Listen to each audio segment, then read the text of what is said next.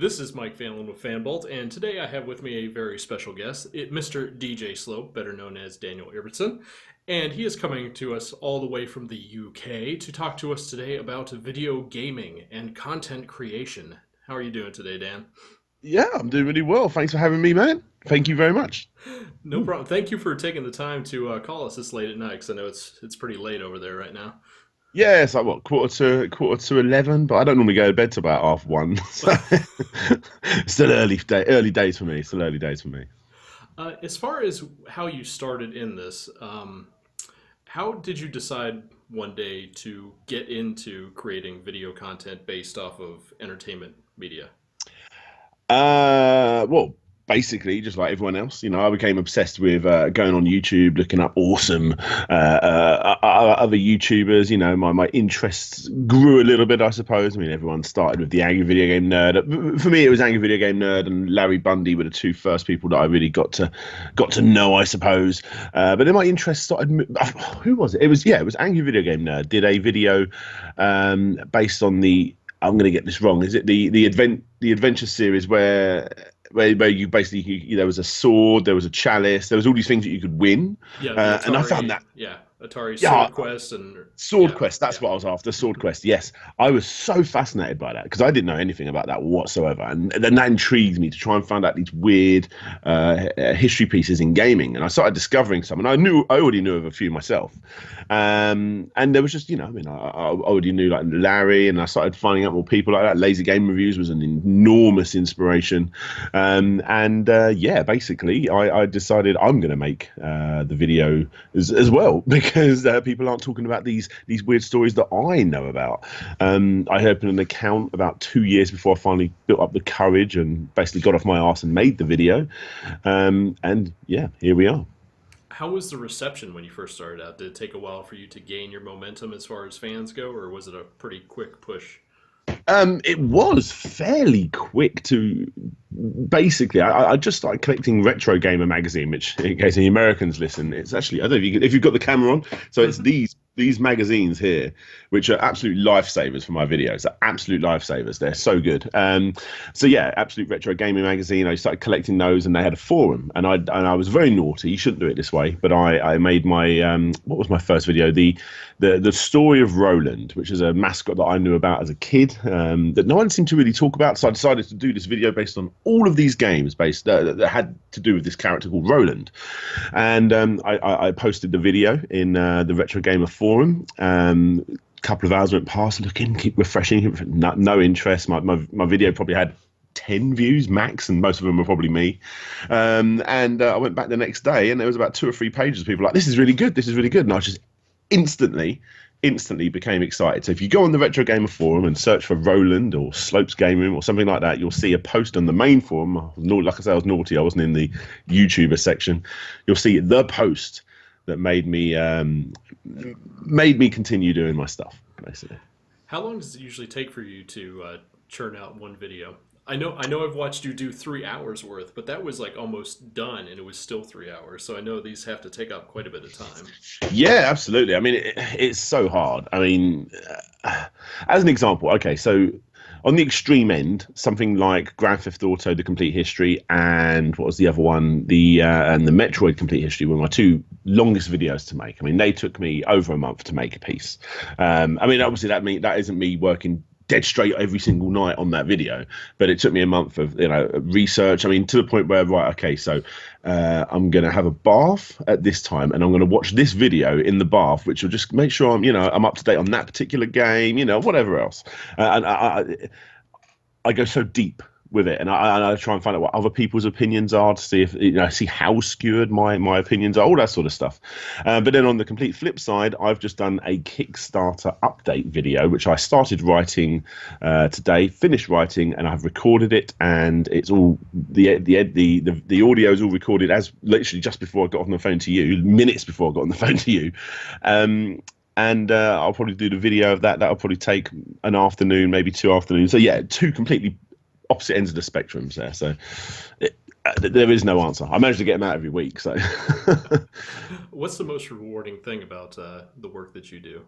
well, basically, before I became a YouTuber, I'd always wanted to talk to people about these obscure gaming history. And, people would always just want to talk about Sega or Nintendo because no one knows about you don't meet many people in real life that know about the weird Amstrad days of the 80s and all this random stuff. So when I started creating videos on that, people were, it didn't occur to me that this would ever happen, but I suppose it makes sense. But people came to my videos to talk to me about ZX Spectrums and Amstrads and all these obscure games that other people, that you meet in day-to-day life wouldn't know about. So I got very excited. Yeah, that's the most rewarding thing, without a doubt. Your work has seemed to pay off because you've got a little bit of thing going on with Sega right now. What can you tell us about that? No, I can tell you some stuff, definitely.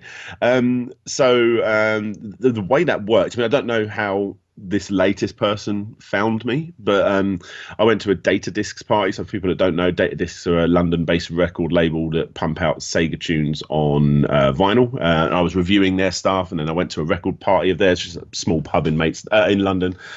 And it was a really cool night, and they basically were very thankful for what I did, and they introduced me to someone at Sega. And like I said, I don't know if it came from that, but then someone else added me from Sega and said I'm the community manager, and he got really liked my content. I started seeing, without asking, my content being shared on Sega Forever's YouTube, Twitter pages and Sega Europe's Twitter. I was like, this is insane. A very long time ago, he goes, do you know what an NDA is, non-disclosure agreement? I said yes, and then nothing really happened for about 3 or 4 months, which shows how long these projects are hidden in the background, even though it is just a Mega Drive collection, I suppose, and he goes, right, are you ready to sign this NDA a few months later, which was, I don't know, a month or so ago? And I'm like, yes. And he said, yeah, we're releasing a Mega Drive collection. We want you to help out. So I'm like, whoa, I got very, very excited. And I had the absolute pleasure of a chance to go up to Sega's offices in London, which answering all my 10-year-old dreams right there. Oh my God, so good. So all I can say right now is that hopefully Larry Bundy Jr., I'm pretty sure he's definitely going to be there as well. Kim Justice, and I think there's going to be one other person, although I can't say yet because I think that they're just doing a bit of agreement between them. And we're going to be helping Sega promote this in our own little ways, helping Sega promote this upcoming Sega Mega Drive, or for the people in the States, Sega Genesis collection for the PS4 and Xbox One, which until they release it again on the Xbox 2 and the PlayStation 5, it's a very exciting time for me. I do apologise, I put my phone on silent. But yeah, it's a very exciting time for me. Yeah, absolutely. Aside from video game content, you also have some other content that's Disney based. Yeah. Where did your love affair with Disney start? Oh, as long as I can remember. I remember being, before my sisters were born, just as a tiny kid going around like places like WH Smith and just looking over all the VHS tapes and going, oh, I haven't got that one. And I became obsessed with watching everything Disney. I don't know if you can see up there. These are all of the original Disney classics on Blu-ray. Yeah, big time fan of Disney. And then we went to Disneyland in Disney World in Florida, where you're from, I believe. Mm-hmm. Yes. I fell in love with it even more. And yeah, now I've got the disposable income as an adult. I can waste all that money and give it all to Disney. So yeah. If you were able to pitch an idea to Disney to make a game about just one film, what would it be?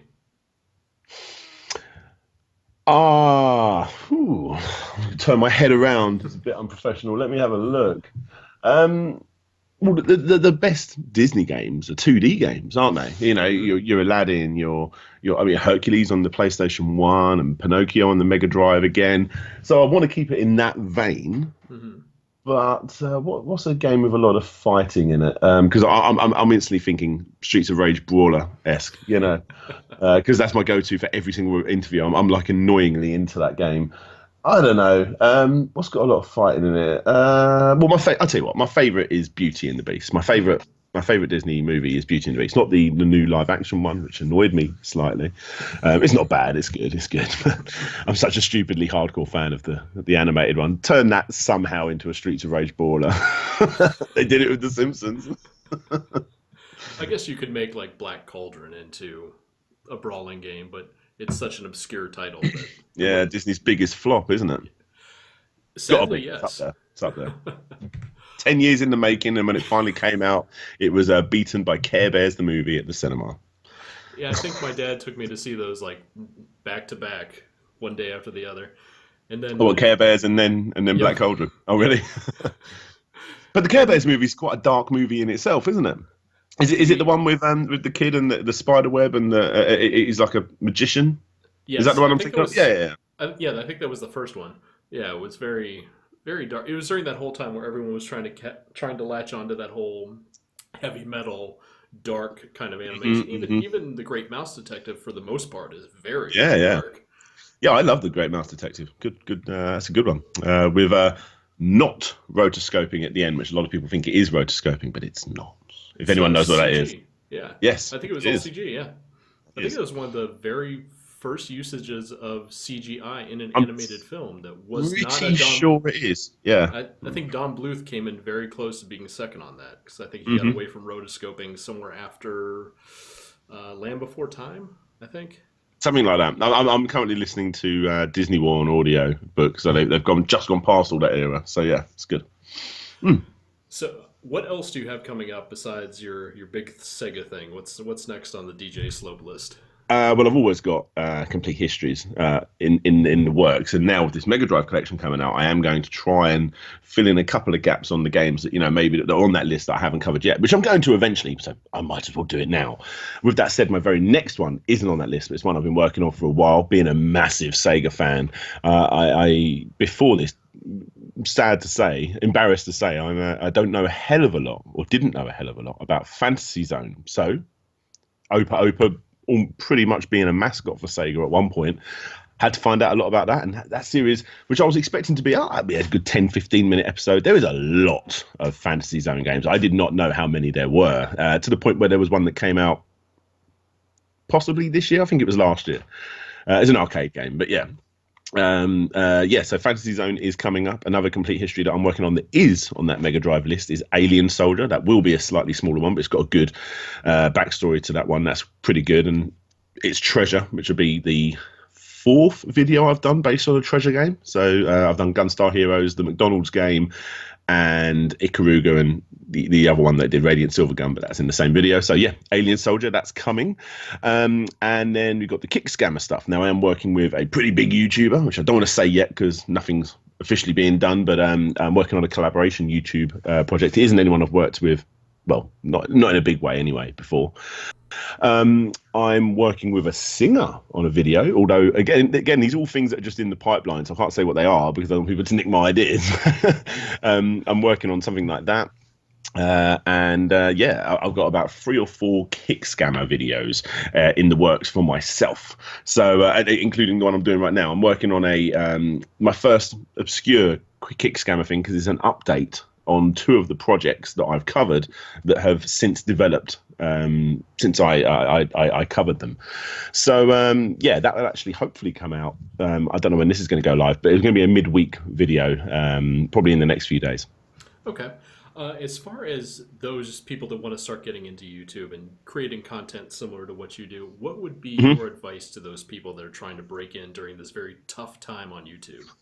Well, like I say, one of the biggest rewards for me is chatting to people that are into gaming and obviously Kickstarter and whatever else, and Disney, definitely Disney.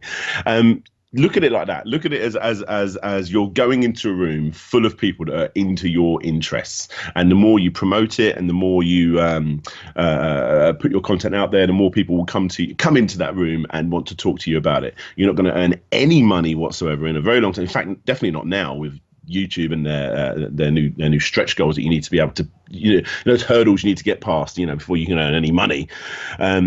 So don't look at it like that. It's going to take some serious time before you do earn any money. But when you do reach that goal of constantly putting out your stuff, it becomes more and more rewarding every single time you do it. Every single time you do it, and also learn how to use Twitter, because Twitter has been an absolute savior for me, big time, big time. For those people that want to get in touch with you or support you or get into, I guess, the community we kind of have built around you. Yeah, How yeah. can people get involved with all that? Where can they go? What handles do Uh, they need to look for? Yeah, okay. So basically, if you go to any kind of search engine, whether that be YouTube, Google, Twitter, Facebook, whatever it may be, and Instagram now as well, type in Slopes Game Room, you will find me. I do obviously have a Patreon, which you are very kindly a member of. But even if you just want to be in a room and talk to people about my content or gaming or anything like that, you can actually join our Discord, which we've just opened up to not just being Patreons. There are now very, very active non-Patreon sections as well, which is really, really cool. I want to be able to talk to more people. I hate putting barriers up, and this is a good way of being able to bring more people in. So, I hope, yeah, put a link in the description. I'll leave that to you.